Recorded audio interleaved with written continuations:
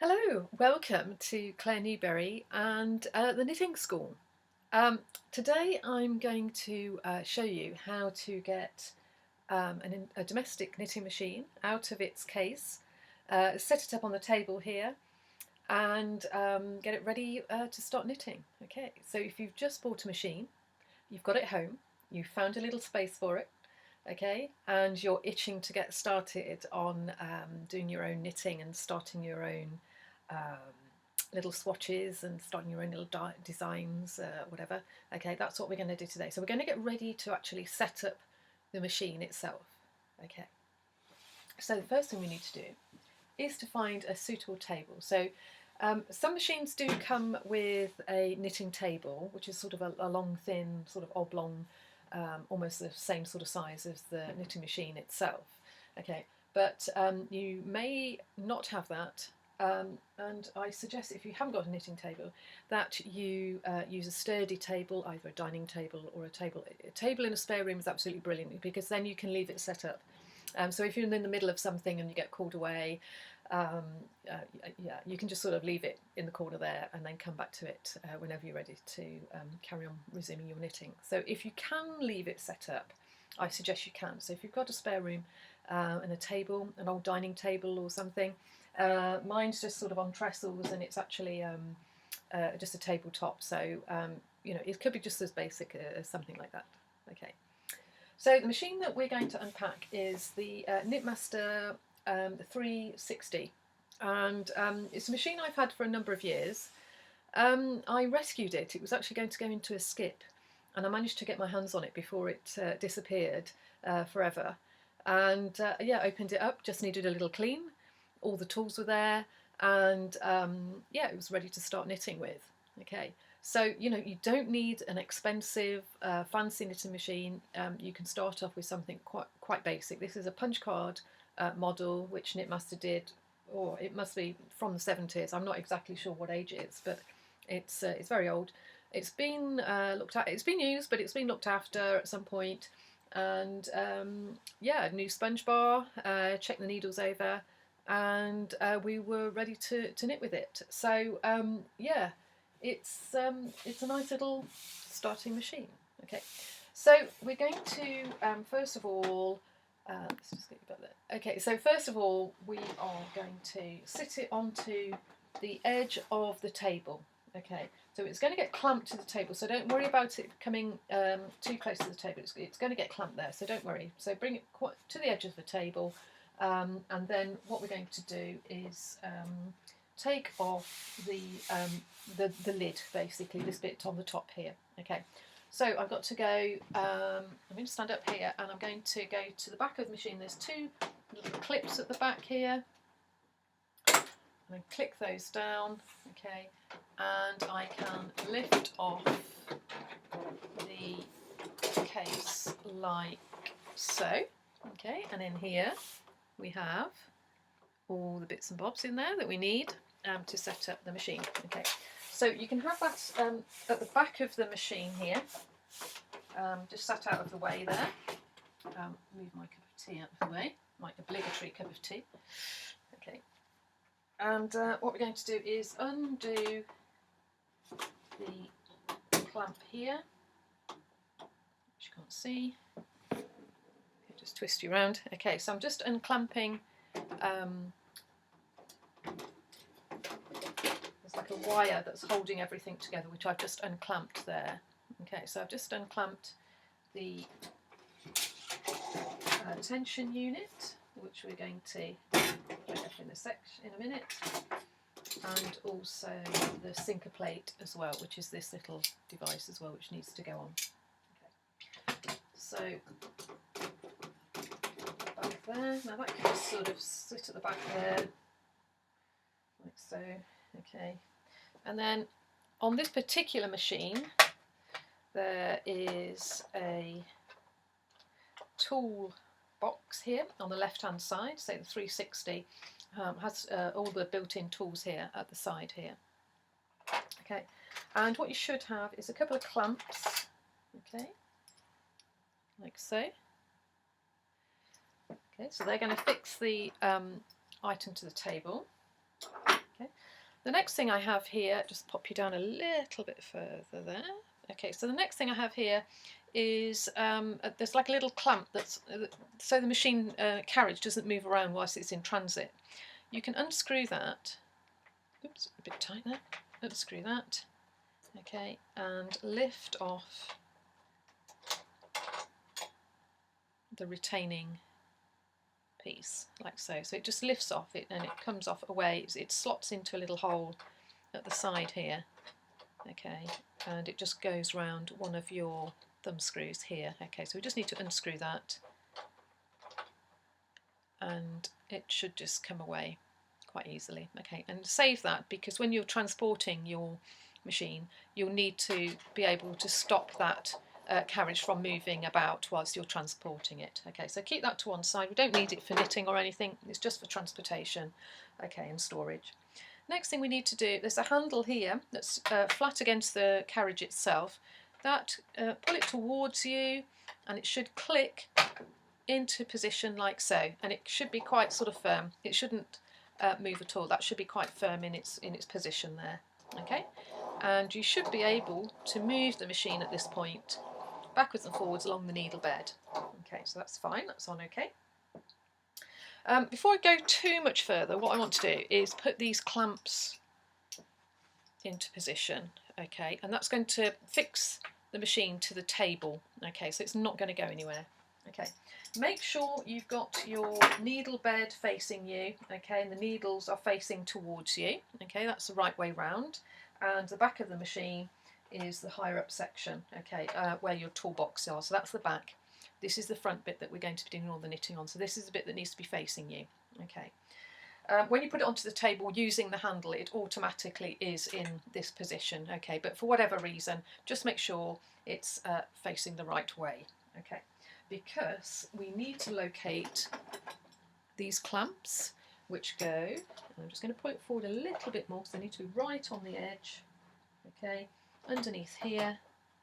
We've got like little feet, and then there's a little sort of slot there where my finger is there, my left hand. Okay, that's where the clamp needs to go, and we've got another one just here. Okay, so it's being clamped with two clamps right on the edge of the table. So I'm just locating the edge of the table there with the edge of the little feet there. Okay, you'll probably have to unscrew these. Okay, I'm just unscrewing those just so, depending on how thick your table is, mine's quite thick here, so I'm going to unscrew that for a bit of a way. And we pop that in a bit further. Okay, just keep going until we can get it to fit the table. Okay, hopefully not too much further. Okay, is that about right? We need to go a bit more. Normally on a knitting machine table, it's not as thick as this table. It's usually about ½ an inch, I would say. There we go, that's about right. Okay, so just make sure that's right on the edge of the table there, and make sure the clamps are at the edge of the table as well. Okay, and the whole of that, the right angle of the clamp is against the edge of the table. Excuse me. Okay, when you're happy, screw up the little screw there and do exactly the same on the other side. So I've just got to unscrew these a bit further. Okay, and yeah, make sure they're nice and tight. You don't want this machine landing on your lap. Okay, it's they're not too heavy, but you obviously don't want it falling into your lap as you're knitting. So do make sure that these are nice and secure. Just a bit further. Okay, it should be able to do it now. Just a couple more. That's it. Okay, again, make sure that's nicely against the table, and when you're happy, clamp it up. Okay. Then what you need is the sinker plate, which is this item here. Okay, that's got the yarn feeder, the weaving brushes on it, and various other things as well. Okay, lots of brushes and little cogs and things. Okay, so what you need to do is have it kind of facing, the little sort of cutouts there need to be facing towards the carriage, and you need to push that into the locating holes there, and the screws that we unscrewed before to hold that plate to stop the carriage moving, that's what we're screwing up again now. Okay, and again that needs to be right against the carriage as far as it will go, and just thumb tight with those screws. They don't need to be, you know, really tight, just so you can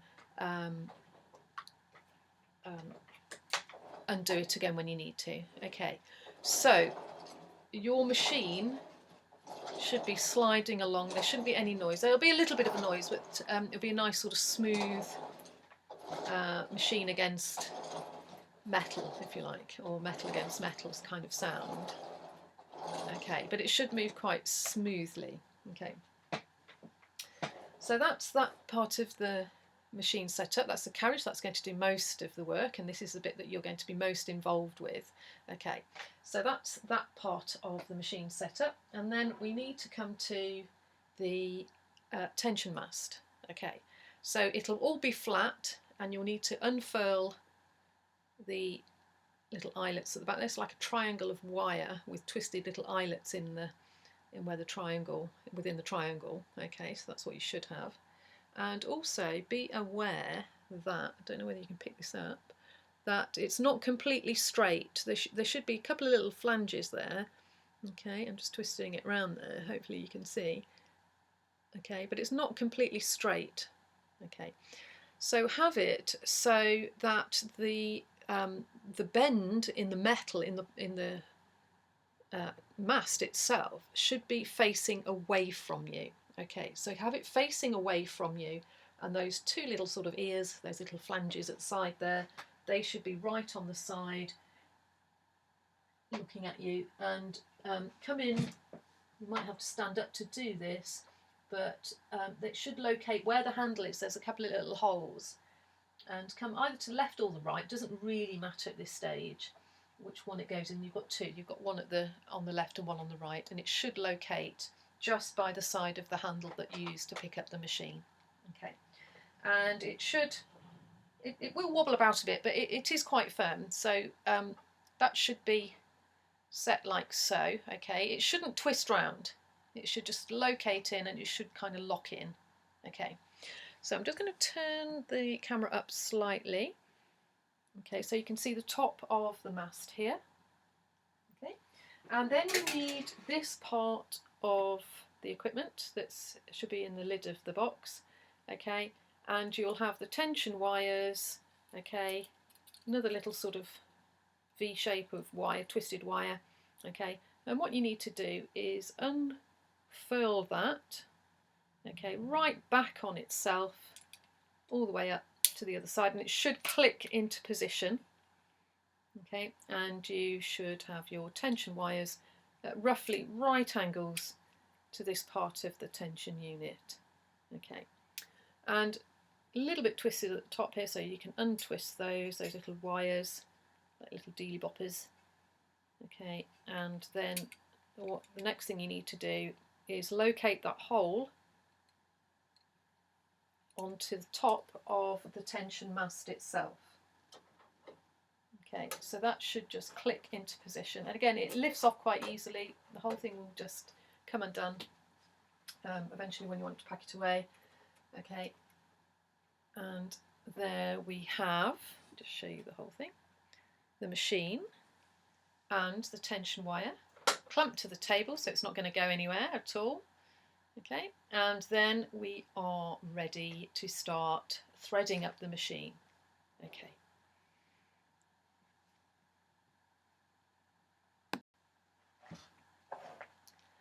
Okay, so you have your yarn either put onto the little cone like so, or you have it ready done like so, you bought it like so. Okay, and we're going to thread this up now. So we've set up the machine, we've got the tension mast set up, okay, and we're ready to thread up, ready to start our knitting or start our cast on. Okay, so I'm going to tilt the camera up slightly, so hopefully you can see the top of the tension unit there. Okay, so the first thing we need to do is to thread it through the eyelet here that's at the back of the tension mast. Okay, and that should be quite easy to thread the yarn through, like so, And then the next thing that you come to is the tension unit here, this tension dial, and it's all spring loaded. Okay, I'm just flicking that tension dial so it's open, tension unit rather, so it's open. Okay, and what we need to do is make sure that this yarn is sat in there correctly. Okay, because a lot of people when they first start knitting, they just kind of lay it on top like so. Okay, there's absolutely no tension on that whatsoever, and that's going to cause problems when you start knitting. So we do need to make sure that we click that into position, and in fact you can open up the sort of metal discs there and pop the yarn in and then let the metal disc go, and you should feel some resistance on there. Okay, when you can feel some resistance, that's when you know that it's actually threaded up correctly. Okay, if you can't feel any resistance, that means it's just sat on the top or it's not in the unit itself properly. So do take time to sort of give it a little tug. If there's a little bit of resistance, not much, but a little bit of resistance there, we do know that it's threaded up correctly. Okay. So that's the second thing that we need to do. The next thing on the 360, it goes slightly different now. If you've got a brother machine, it's slightly different, okay, but this is for the Knitmaster Silver Reeds out there, okay. So what we need to do is we need to come to the end of this metal bar here, to this section here, okay, where they start to split into two little units, okay. What we need to do is lay the yarn around like there, okay. So it's like a little sort of twist in the wire there. So I've twisted that around there. And then you'll probably need to stand up at this point and get the tension wire. Now be careful because they can spring back. So do be careful that you've got it firmly and you're not going to let it go because you don't want to get your eyes caught with it. Okay, so what we're doing is we're putting the yarn into the little twist of wire at the end of the wire itself. Okay, and you should be able to lift that up a little bit. You should be able to, got a bit of glare there from the window, you should be able to move the wire up and down just by pulling the wire, pulling the yarn. You should be able to pull the wire up and down. Okay, so when you've got that in there, whoops, it's come out of its little twist there. Okay, so when you've got that wire engaged, if you like, there's also another little eyelet here, and you can twist it around once, twice, so oops, just like we did on the cone winder. Okay, and that's basically it. That's the threading up done, and then somewhere on the mouse there'll be a little sort of clip. Just where my finger is there's a little metal clip there. Some of them are plastic, the newer ones are plastic, but the older ones are metal. And you can just pop your yarn into that little sort of piece of wire, and it should hold on to your yarn, okay, whilst you're getting your needle bed sorted out. Okay, so we're all threaded up. And the next thing we need to do is to get some yarn onto the needles so we can start knitting our first swatch.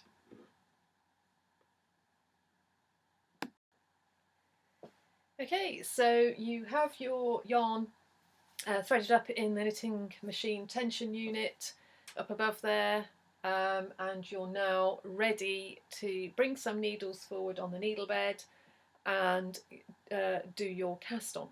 Okay.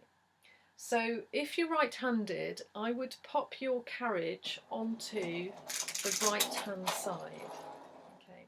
If you're left-handed, you might want to do almost like do a mirror image of what we're going to do.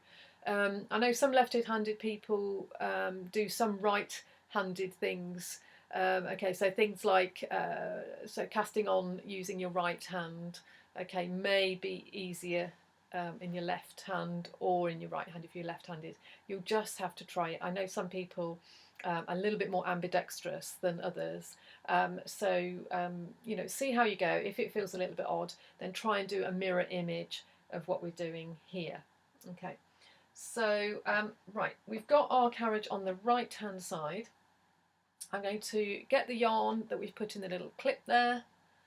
Just release that, okay, and we're going to bring some needles forward on the needle bed itself, and I'm coming to the middle of the needle bed, and I'm going to, there's a number strip on the needle bed itself, or you should have, and I'm going to go, I've gone 20 to the left hand side of 0, and I've gone 20 to the right hand side of the 0, the centre point of the machine. Okay, and I've brought those needles all the way forward, as far forward as they'll go. I'm just going to tilt the tilt the camera down so you can see that a little bit better, and also possibly bring you a little nearer.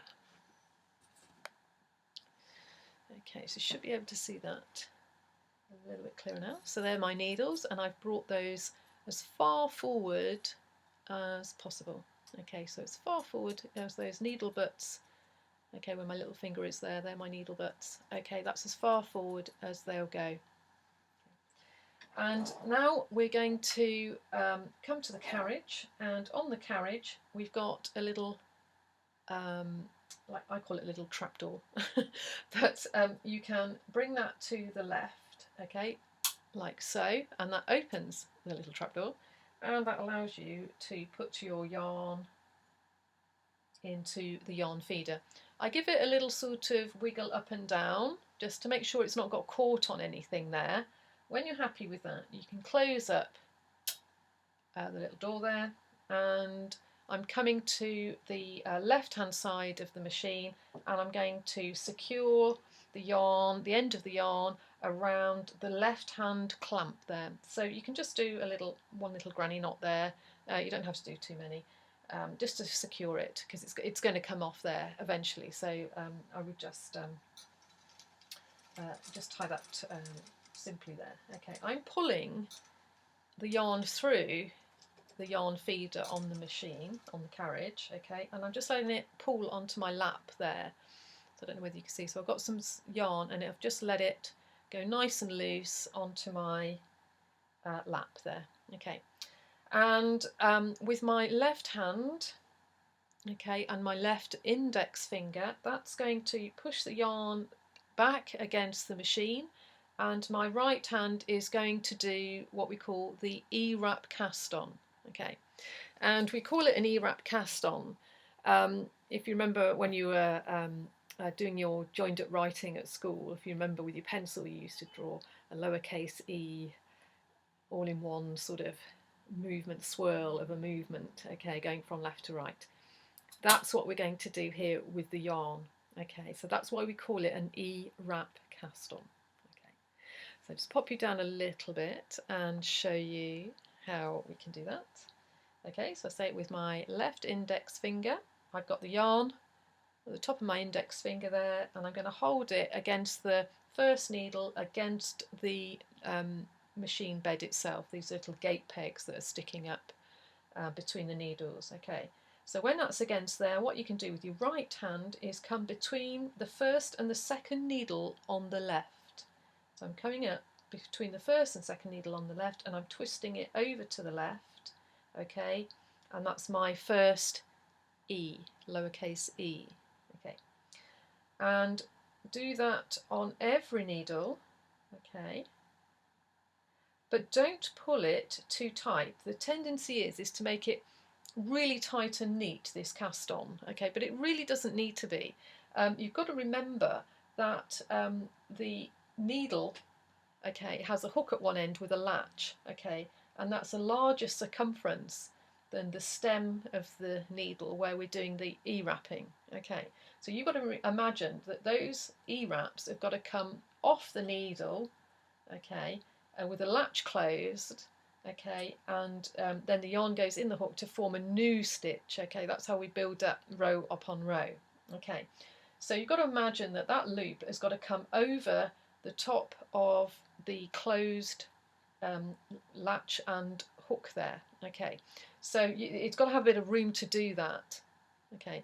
And one thing you can do is do slightly slacker E-wrap here. The other thing that will help you as well is to use a springy yarn. So a yarn that's got a little bit of a give in it. So 100% wool, wool acrylic, 100% acrylic. They're the best yarns to try to knit with for a start. Linens, viscose, silks, cotton, cotton linen mixes, cotton acrylic.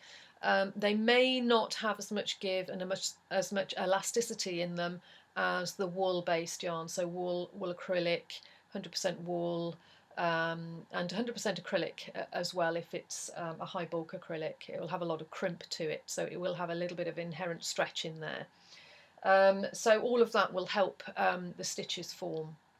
Okay, so do try and keep it to quite a plain yarn as well. I always tell my students to use a regular twisted yarn. There's nothing fancy there. There's no slubs or neps or chenille or eyelash yarn in there. It's just a really nice rounded yarn, and that's what you should use to start with. Okay, all the fancy yarns can come later. Okay, we're just learning how to do the cast on, so don't make life difficult for yourself. Use something very, very uniform in its twist, and as I say, if you've got a yarn with a little bit of elasticity in it as well, all of those things will help you along the way until you get a bit more confident with your knitting, a little bit more au fait with the machine and its little quirks and what you can and can't do. And you know, when you're happy with that, then go to the nice knobbly bobbly hairy brushed yarns, boucle yarns, all those sorts of yarns, those lovely yarns that you see in your yarn store. Okay, so you know, just keep it simple, keep it really simple, because you've got enough to think about, really. So just bear that in mind when you're knitting. Just look at the yarn and see if it's got a bit of spring to it. Give it a little sort of pull. If the yarn has a bit of give in it, a little bit of elasticity, you can see that that's sort of giving a little bit. That's absolutely ideal. This is a tried and tested yarn, and it's what I use for all of my beginners that come to me. So I just know it's a nice yarn, and it's not going to cause too many problems. It's not going to split. It's a regular twist. It's a nice rounded yarn. You can see the stitches. You know, all of these things are not going to go against you when you're first learning. Okay, so yes, it might be regular, and yes, there's some lovely yarns out there, but just bear in mind that what we need to do is to learn how to knit first, and then come back to those nice yarns. Okay, so you know, don't worry, they're not off the table completely, but just bear in mind, just for when you're learning, keep it simple. Okay. All right, so that is the last E-wrap on the right hand needle that's in that forward position there. Now you probably have a bit of a washing line of yarn hanging underneath here. We need to get rid of that, but at the same time we don't want that yarn to escape off that last E-wrap, to escape off that last needle there. So again, with my left index finger, I'm just holding that back, and with my right hand I can pull that yarn back through, and we're aiming for a bit of an arch on that tension wire. Okay, so I'll just lift the camera up there. So we've got a bit of a bend in the wire. Sorry about the glare there. We've got a nice little bend in the wire there. Okay, so that's what we're aiming for. So there's nothing, everything is still under a little bit of tension there, and that's ideal. That's exactly what we want. Okay, so we're almost ready to go. Okay, so on the carriage, I'm going to show you, I'm just going to twist you around hopefully so you can see it a little bit better. Okay, so on the carriage here, we've got these little brushes sticking up from that sinker plate that we put on earlier. Okay, and to the left and the right of that sinker plate, there's two little levers here, very small levers at the side. You almost miss them. Okay, but those little levers, okay, if I pop them in the lower position and you just press them away from you, and they should spring down like so. I don't know whether you saw that, but those what we call the weaving brushes now are facing towards the needle bed itself. Okay, and we leave them in that position for a while whilst we're doing our cast on. Incidentally, this is slightly different to what it says in the manual, but I find this easier to do. It's a little bit longer, gives you a nicer cast on, and it gives you a little bit of a firmer cast on as well. Okay, so it's ideal for beginning, okay, or for beginning to learn to knit. Okay, just pop you down a little bit lower there. So yeah, we've got our weaving brushes in that lower position there, and what's going to happen is those little weaving brushes, as we take the carriage across, they spin round and help the yarn stay on the needles, and believe me, that's a plus when we're first knitting. Okay, so anything to help those needles stay where they are. Okay, all stitches rather, to stay where they are. Okay. Right, so the other thing we need to do, on a Knitmaster we have these Russell levers, okay, and they're two little levers on the where the plastic carriage is, part of the carriage. We've got these little levers at the side, and they go against the plastic like that, and they click into position. Against, there's like a little marker, there's like two little lines, okay, and then what we can do is bring them facing us, so bring them both out towards us, okay, and they're whilst these needles are out in this position, they will always stay out. Okay, so what we need to make sure is that those Russell levers are against the plastic, i.e. against those two little markers on the side of the plastic. So I'm just making sure that they are clicked against the plastic of the carriage there. We don't want, at this point, we don't want them for the cast on, so we put them back and out of the way. Okay, I always have a little double check. Okay, so yes, yarn's there, yes, pulled the yarn through, yes, we've got the weaving brushes down, all the levers are okay, and the other thing that we need to check is the tension dial, which is this sort of big large disc in the middle of the carriage underneath the handle, and this basically changes the stitch size for us, and it goes from 0, okay, which is the smallest stitch that you can possibly do, right up to 10, which is the largest stitch that you can possibly do on this machine. Okay, so, and it moves, it just sort of clicks round like so. Okay, so I'm back to the naught there. This particular yarn, it's a kind of a 4-ply yarn, I would say, slightly heavy 4-ply yarn. So and again, this will be a little bit of a guess at this moment. On coned yarns that you buy from a lot of the shops that you around, I mean, we've got Uppingham yarns, Yeoman yarns, various mail order yarns.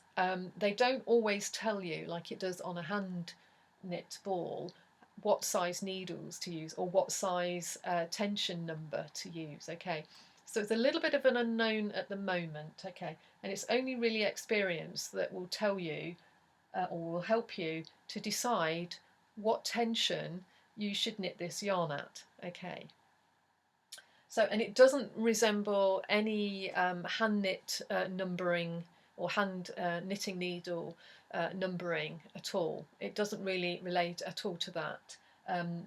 We've just got the smaller the number, the smaller the stitch. The larger the number, the larger the stitch that you can produce. So it might be worth going in the middle. So I'm going to go to 5, right in the middle of my tension dial. Okay.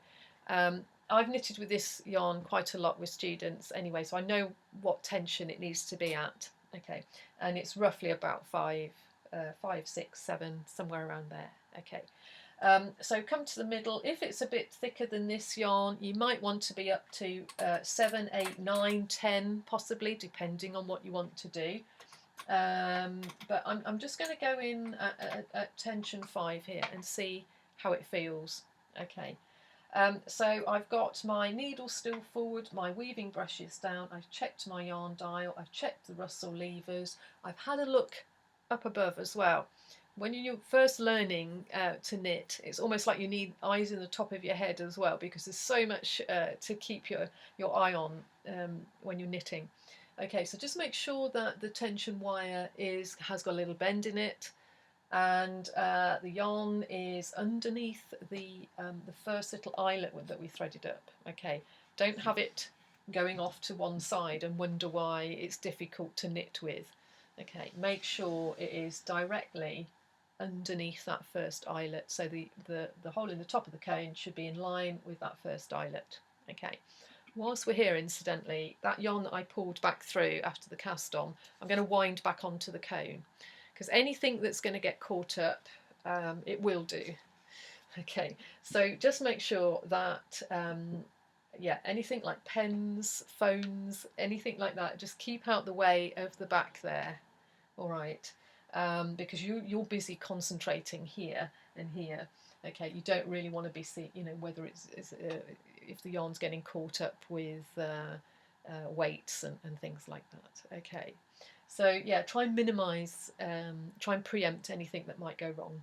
Okay, I know it's a big ask at the moment, but as you've cast on for a few times and you get to know the machine a little bit better, all of that will come, you know, with not having to think about it at all. It will come sort of second nature to you. Okay, so nice and gently, nice and slowly, about that speed. Don't need to go fast. So for the first couple of rows anyway, we're going to go nice and slow. Okay, and then have a look.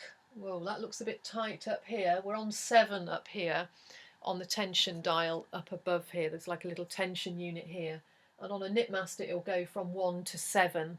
Okay, I'm on the tightest here at 7. That's a bit too tight, so I'm going to click, and it's similar to a sewing machine tension unit. So I'm coming down to maybe tension 4. Okay, and that looks about, it's still holding, maybe go a little bit slacker actually. Let's try tension 2 up here. Okay, and that's different to the tension unit on your carriage. Okay, so yeah, have a look up above, and telltale signs is if it's too tight, and that I got a little telltale sign, so my eyes went shooting up to see what was going on up here. But I got a little telltale sign here. Don't know whether you can see that, but there's 2 needles come slightly forward at the end there. Those 2 last needles slightly forward than the others. Okay, and the reason why they've come forward slightly like that is because the tension's a bit too tight up here. So have a little look, see if you can slacken off the tension in the tension unit above. Okay, and also what I'm going to do, it's almost not knitted off those last stitches, so I'm just going to come in and make sure those are knitted off correctly. So the loop that I made with my E-wrap needs to be behind the latch of the hook of the needle, and it needs to come back and close. So I've got my hand on the needle, but making sure that that latch is closed and that actual last stitch, those last 2 stitches are actually formed correctly. Okay, shouldn't happen again because I've slackened off at the top there, so that should be okay. Right, so the next thing we need to do, I'm not going to alter anything on the carriage. I think that the size of the stitch is okay, so I'm going to leave the tension dial like that. But what I am going to do is bring those needles forward again, and again I've got my left index finger right against the needle bed, against those gate pegs, very much near the hooks of the needles, and with my right hand, the little finger, I'm just going to push all of those needles where my left finger, index finger is, forward again to that most forward position. Now we must keep that new bit of knitting right against the edge of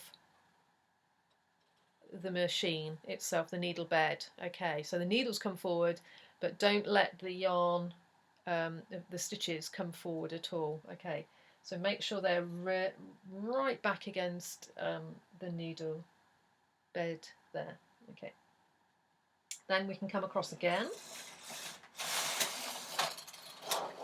Okay, so again those telltale needles coming forward, that's not happened this time, and that's because I've slackened off on the tension up above. Okay, So that's fine. So I come in again, I bring those needles forward. I'm holding those stitches against the back of the, or against the needle bed itself, pushing them far back as they'll go. Okay, and then again, nice and slow, just take the carriage across. Okay, yeah, the yarn's fine now. So you won't know all of these things until you actually try. Okay, so I'm going to repeat that about 10 times, depending on your yarn and the thickness of your yarn.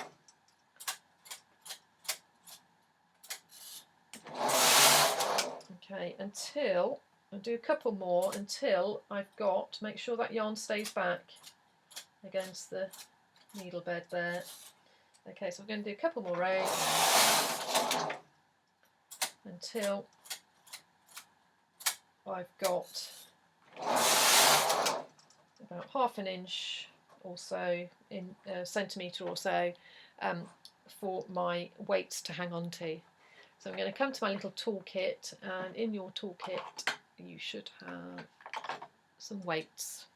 Okay, and those unfold like so. Oops. And you'll have the sharp sort of teeth there, and they go into the knitting. Okay, so they should be fairly straight. They do bend back. They bend easily, but they do bend back into position.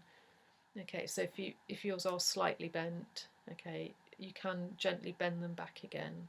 Okay, they're quite pliable.